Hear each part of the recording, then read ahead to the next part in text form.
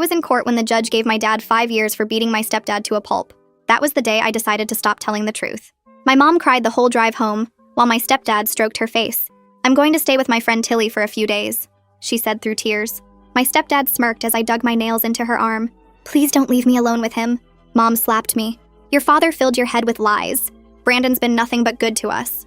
Mom left an hour later with every suitcase we had in the house. Brandon stood by the front door and turned the deadbolt. Click. He put the key in his pocket and ran his beady eyes along my body. "Let's talk about what you told your father." I was halfway up the stairs when I felt his hand catch my ankle.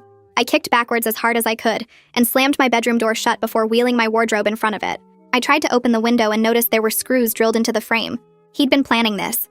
I heard the power drill start up downstairs and my stomach dropped. He was coming up the stairs now. Suddenly, I heard the drill outside my door, while he installed something I couldn't see. After a few minutes, it stopped and his footsteps walked away down the hall. I pushed the dresser aside and tried the door, but it wouldn't move. He'd locked me in from the outside. "We have 3 days," his voice sang through the door. 3 days to teach you what happens to little girls who tell lies about their stepdaddies." I tore through my closet looking for anything useful and found my old Chromebook buried under some clothes. I instantly opened Discord and messaged my friend. "Brandon locked me in my room. He's going to hurt me." She responded immediately. "Is this about your dad?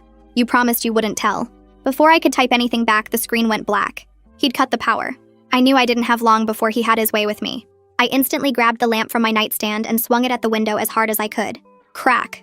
An alarm started screaming through the house. While I climbed out the broken window, I could hear him slamming his body against my doorframe.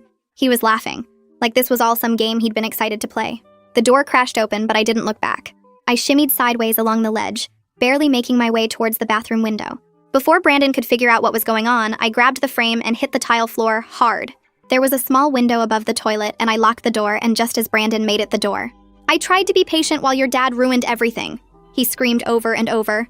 "But now he's gone." The bathroom door exploded inward and he grabbed my ankles, pulling me back. I screamed and clawed at the window frame until my fingernails bent backwards and broke. He was pulling so hard that he slipped, and suddenly I was sliding through, falling into the bushes below. I had so much adrenaline in my body that I didn't even care about the pain. I just forced myself up and started running toward our neighbor Miss Apple's house.